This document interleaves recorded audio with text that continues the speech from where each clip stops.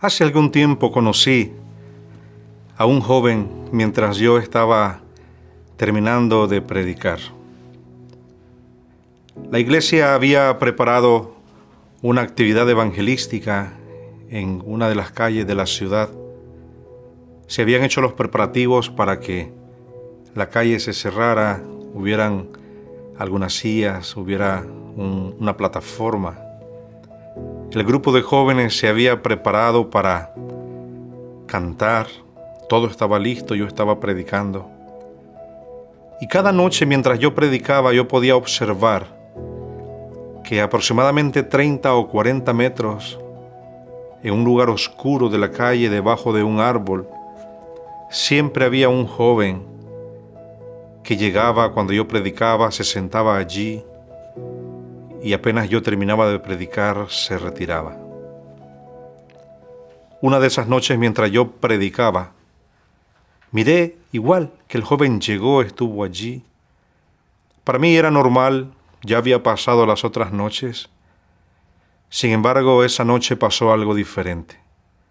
Cuando yo terminé de predicar y bajé, este joven, sin yo saberlo, se acercó detrás de mí y solamente tocó mi hombro y me dijo, por favor, tenga este papel. No abrí el papel hasta observar qué ocurría con él y vi que llegó y se sentó en aquella misma piedra donde él acostumbraba sentarse en las noches anteriores. Decidí tomar ese papel, lo abrí y había algo escrito allí y decía, ore por mí, tal vez Dios puede hacer algo en mi vida. Dejé lo que estaba haciendo, pedí a uno de los hermanos que tuviera la última oración. Fui a ver a este joven y cuando llegué allí, él estaba sentado y con sus manos él tapaba su rostro. Entonces me agaché hasta donde él estaba y sin pensarlo, yo solamente le dije, ¿sabes? Vine solamente para decirte a ti que Jesús te ama. Cuando yo hice esto, él se levantó bruscamente y entonces un poco airado comenzó a decirme, ¿usted sabe quién soy yo? ¿Me conoce? ¿Sabe cuál es mi vida? Para que usted tenga la seguridad de decirme que Jesús me ama. Y mientras él me decía esas palabras, levantó su camisa y entonces en esta parte tenía un arma y las palabras de él fueron, yo soy el jefe de la pandilla de este barrio y si usted me pregunta a cuántas personas yo he matado con esta arma, yo pudiera decirle que no ha sido solamente una. Yo no sabía delante de quién estaba en ese momento. Sin embargo, después de pensar, solamente volví y le dije, yo no sé quién tú eres, pero sí yo sé que Jesús te ama. Y aquel joven llorando me comentaba ahora su situación, no podía salir del barrio, tenía enemigos por todos lados que lo perseguían. Él era el jefe de la pandilla de ese barrio, no podía ir a ningún otro lado y él decía que se sentía que lo perseguían, que no tenía una vida tranquila ni en su propia casa, su madre no lo quería tener. En el libro de Números, el capítulo número 35, si leemos desde el verso 22 en adelante, dice que se habían preparado algunas ciudades que se les llamaban ciudades de refugio. Si había una persona que se convertía en homicida, podía ser que mataba a alguien, pero lo hacía sin premeditación, fue un accidente, simplemente ocurrió, no fue algo que él pensó en hacerlo, ocurrió. Entonces esta persona se convertía en homicida. Y para protección de estas personas, entonces ahora, se habían establecido ya en lugares fijos, sin moverse de esas ciudades, no podía cambiar su ubicación. Se habían destinado a algunos lugares que se les denominaban ciudades de refugio, donde el homicida podía entonces salir corriendo después de que había ocurrido ese acto, Y entonces él tenía que llegar a una de estas ciudades y la ley decía que ninguno podía privársele la oportunidad de entrar a estas ciudades de refugio. Es más, ¿por qué tenía que huir? Porque si en el transcurso en que ocurría el homicidio y el momento en que esta persona tenía que llegar a la ciudad de refugio, entonces habían otras personas que eran familiares de aquel que había sido muerto. También ellos tenían, ahora, por ley, tenían la facultad, podían hacerlo libremente sin ser culpados, de dar muerte a aquel homicida. Y entonces este homicida tenía que correr, salir de donde estaba, dejando todo lo que tenía, y entonces llegar hasta la ciudad de refugio establecida, y estando allí entonces era protegido de aquellos que perseguían a esta persona. En el término bíblico se puede conocer como a esta persona que persigue para vengar, o el vengador. En el término bíblico podría utilizarse la palabra Goel. Y el Goel era esa su tarea. El Goel solamente perseguía para vengar la sangre de aquel familiar. Y la ciudad de refugio estaba establecida para poder dar socorro a aquella persona que sin intención había dado muerte a una persona. Cuando nosotros vamos en la historia de la vida,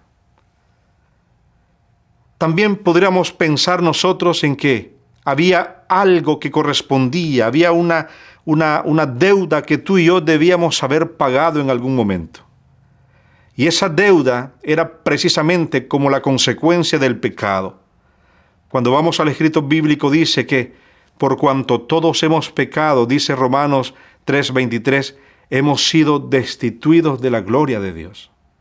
Pero además de eso, cuando vamos a Romanos 6:23 dice que la paga del pecado es la muerte, y todos hemos pecado. Y la consecuencia final del pecado es la muerte. En otras palabras, ¿qué merece cada pecador? Cada pecador, por ley, merece la muerte. Sin embargo, hay alguien que murió por ti y hay alguien que murió por mí. Y hay alguien que sufrió esa muerte. Y nosotros, nuestros pecados, fueron puestos sobre ese alguien, aquel que no cometió pecado.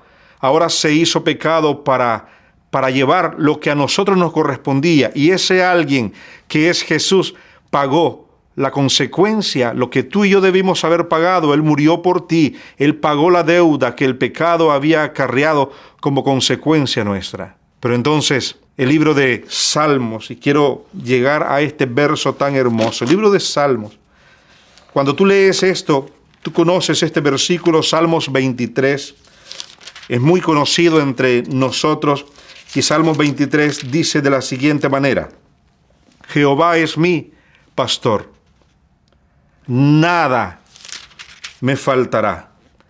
En lugares de delicados pastos me hará descansar. Junto a aguas de reposo me pastoreará, confortará mi alma, me guiará por sendas de justicia por amor de su nombre. Aunque ande en valle de sombra o de muerte, no temeré mal alguno, porque tú estarás conmigo. Tu vara y tu cayado me infundirán aliento. Aderezas mesa delante de mí, en presencia de mis angustiadores.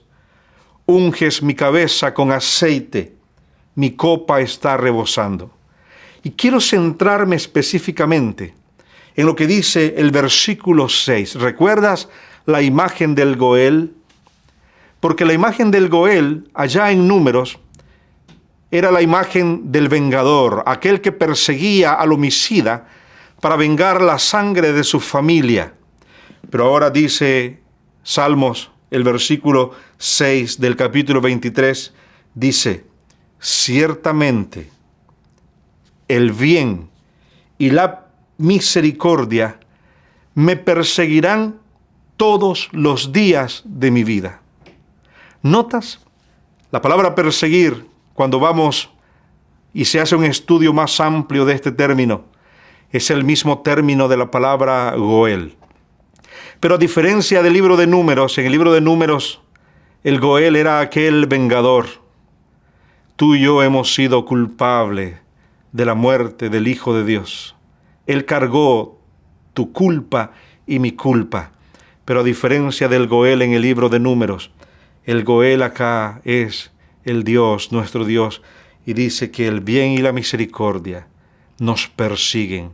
Pero no nos persiguen, como dice el libro de Números, para vengar una sangre. Él te persigue para bendecirte, para darte a ti lo que ahora necesitamos. Dios no nos trata como merecemos. Si Él nos tratara como nosotros merecemos, no sé qué sería de cada uno de nosotros. Pero yo alabo a Dios porque Él nos trata como nosotros necesitamos. Y dice la última parte del verso: y en la casa de Jehová moraré por largos días. Qué hermoso es saber esto. Qué hermoso es saber que a pesar de que nosotros hemos sido separados de Dios a consecuencia del pecado, hay alguien que te busca, hay alguien que te persigue, hay alguien que lucha detrás de ti, hay alguien que no te deja. Cuando viene el sol está allí, cuando hay frío está allí, cuando hay vientos está allí. No importa cómo sea el tiempo, Él siempre está allí. Y hermosamente el libro de Apocalipsis, el capítulo 3, el versículo 20, cuando habla de lo que Él hace ahora, dice: he aquí yo estoy a la puerta ahí y llamo, y si alguno oye mi voz y abre la puerta, entraré a Él, cenaré con Él y Él conmigo. Y a ti te digo, ahora en este momento especial, en algún momento has huido, has corrido, en algún momento has sentido que Dios te está llamando, te está buscando. Y es que como consecuencia del pecado nosotros hemos sido separados. Y cuando el hombre pecó, igual se escondió de Dios, y hasta hoy el hombre se sigue escondiendo. Pero querido amigo, no tienes que temer. Porque si Él te busca y Él te persigue, es solamente para bendecirte. ¿Por qué corres tanto? ¿Por qué no te dejas alcanzar? No hay un Goel que te persiga para vengar la sangre de su Hijo. No hay alguien que te persiga porque quiere castigarte. Hay alguien que te persigue porque quiere darte amor, porque en sus brazos hay misericordia, porque Él es el dador de la felicidad. Él te persigue para bendecirte. El libro de Proverbios, el capítulo 18, el versículo 10, dice: torre fuerte es el nombre de Jehová. A Él correrá el justo y serás levantado. Aquel joven del cual yo te hablé al principio, aunque su vida era una vida terrible, era una vida perdida, Dios hizo un milagro y restauró su corazón. Y un día lo encontré en un evento grande de la iglesia y él se acercó, venía caminando hacia mí. Yo había perdido todo contacto con él, la iglesia había trabajado. Y un día yo vi a alguien que antes lo había visto en pantalón corto, con una camisa sucia y con un arma debajo de su camisa, que ahora se sentía perseguido por la maldad y el pecado. Ahora venía caminando hacia mí, con una camisa blanca, con un pantalón negro y con un gafete que aquí decía diácono. Dios había transformado una vida. Y si Dios ha transformado la vida de tantas personas, también puede hacer un cambio en tu corazón. Yo no sé quién tú eres. Yo no sé dónde tú te encuentras. Yo no sé qué es de tu vida hoy. Yo no sé cuánto has corrido. Yo no sé si has tratado de encontrar lo que tanto anhelas corriendo en la vida. Déjate alcanzar porque Él te llama y Él te busca y Él te persigue, porque quiere darte una bendición. Él quiere hacer de ti lo que solamente Él puede hacer. Yo he venido para que tengan vida y que tengan vida en abundancia. ¿Quisieras orar conmigo? Quiero invitarte. Y mientras yo estoy orando, quiero pedirte que tú cierres tus ojos y habla con Él como se habla con un amigo. Es posible que hay algo en tu corazón que tú quieras decirle. Es posible que este sea el mejor momento para que te encuentres con Dios. Vamos a orar. Querido Padre, tú conoces a esta persona que está orando en este momento. Tú conoces su vida, tú conoces su corazón. A veces hemos llorado en silencio, hemos llorado sin lágrimas. A veces duele la vida. A veces no entendemos. A veces no sabemos ni dónde estamos. Pero este momento nos hemos encontrado contigo. Oh Señor, no queremos más huir. Oh Señor, no queremos más correr. Queremos dejarnos alcanzar por ti para recibir esa bendición. Y que hoy sea un día determinante en nuestra vida espiritual. Que hoy sea ese momento cuando abrimos nuestro corazón y que tu Santo Espíritu haga la tarea que solamente tú puedes hacer. Bendícenos, lo pedimos en Jesús tu Hijo. Amén. Dios te bendiga.